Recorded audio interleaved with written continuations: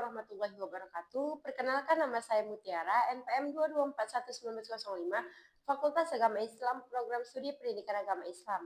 Adanya video ini untuk memenuhi tugas dari Bapak Muhammad Iqbal Hasibon MA yang berjudul 3 Tokoh Pendidikan Islam di Nusantara. Selamat menyaksikan. Biografi KH Hashim Asy'ari. Lahir pada tanggal 14 Februari 1871 Masehi atau 24 Zulkaidah 1287 Hijriah. Lahir di Desa Gedang, Tambak Rejo, Jombang, Jawa Timur. Ayahnya bernama KH Asy'ari, pendiri pondok pesantren keras, dan ibu Nyai Halimah.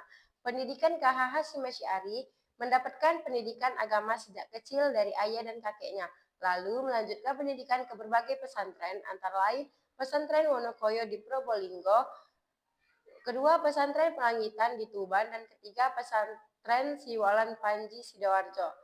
Istri daripada KH Hashim Asy'ari yang pertama Nyai Khadijah menikah di Mekah, yang kedua Nyai Nafikoh, yang ketiga Nyai Masruroh.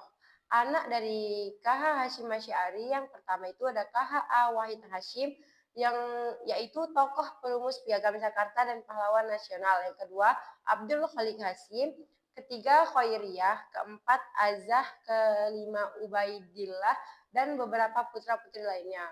KH Hashim Asy'ari wafat pada tanggal 25 Juli 1947 Masehi atau 7 Ramadan 1366 Hijriah. Gagasan pokok pemikiran KH Hashim Asy'ari sangat kuat memegang prinsip Ahlus Sunnah wal Jamaah dalam bidang akidah dan fikih. Pendidikan pesantren. Beliau meyakini bahwa pesantren adalah lembaga pendidikan yang efektif untuk mencetak generasi muslim yang berkualitas, nasionalisme dan patriotisme. Beliau memiliki semangat nasionalisme dan patriotisme yang tinggi. Fatwa resolusi jihad yang beliau keluarkan pada tanggal 22 Oktober 1945 membakar semangat perlawanan rakyat Indonesia terhadap penjajah. Karya-karya KH Hashim Asy'ari yang pertama Adab al-Alim wa al-Muta'alim, Etika Guru dan Murid. Yang kedua At-Tibyan fi Nahyian Muqatta'iyati al-Arham wa al-Aqrabin, penjelasan tentang larangan memutuskan tali silaturahmi. Dan yang ketiga Risalah Ahlus Sunnah wal Jamaah, risalah tentang Ahlus Sunnah wal Jamaah. Biografi Siti Walidah. Dilahirkan pada tanggal 3 Januari 1872 di Kauman, Yogyakarta, wafat 31 Mei 1946, Yogyakarta. Ia adalah putri dari seorang ulama dan bangsawan dari Kesultanan Yogyakarta bernama Kiai Haji Muhammad Fadli. Lingkungan tempat tinggal dari Siti Walidah dihuni oleh para tokoh agama dari keraton. Dia bersekolah di rumah, diajarkan berbagai aspek tentang Islam, termasuk bahasa Arab Al-Quran. Dia membaca Al-Quran dalam naskah Jawi. Siti Walidah menikah dengan sepupunya yakni Ahmad Dahlan saat Ahmad Dahlan sedang sibuk-sibuknya mengembangkan Muhammadiyah saat itu.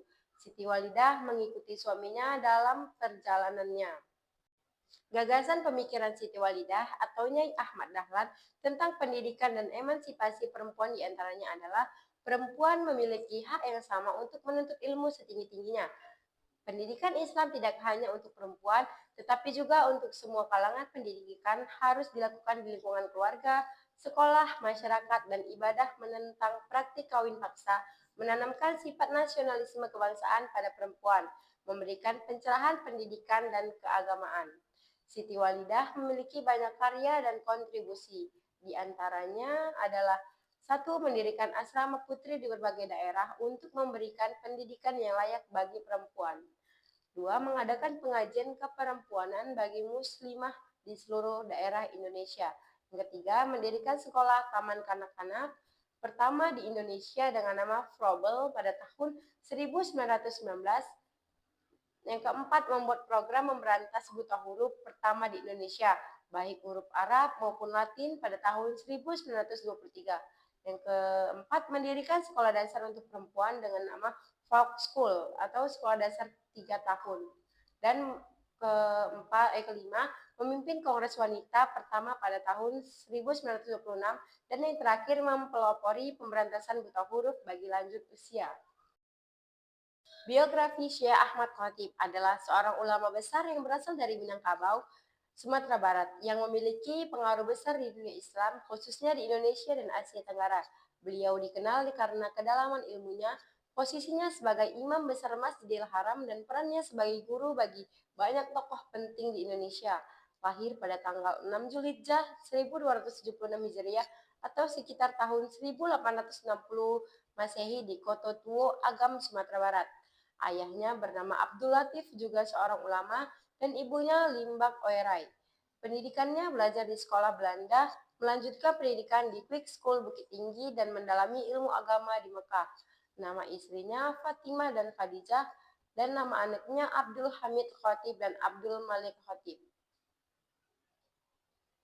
Beliau wafat pada tanggal 9 Oktober 1915.